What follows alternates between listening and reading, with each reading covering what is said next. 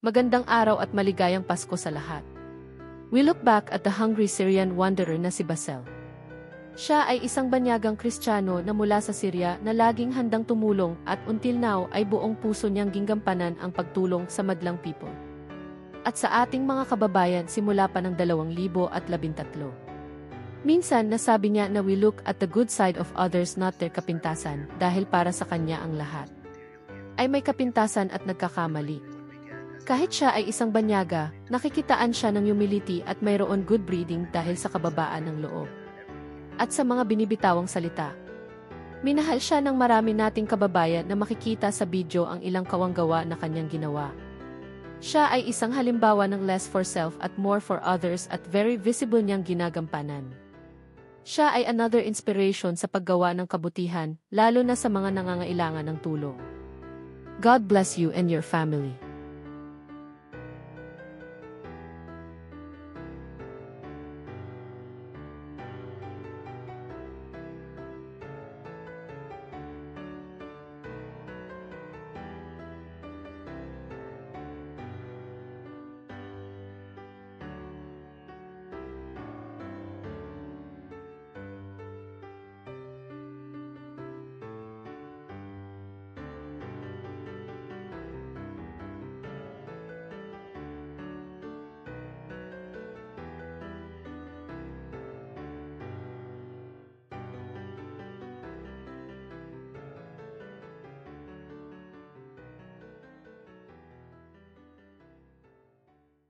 Magandang araw at maligayang Pasko sa lahat.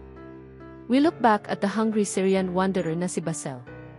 Siya ay isang banyagang Kristiyano na mula sa Syria na laging handang tumulong at until now ay buong puso niyang ginggampanan ang pagtulong sa madlang people.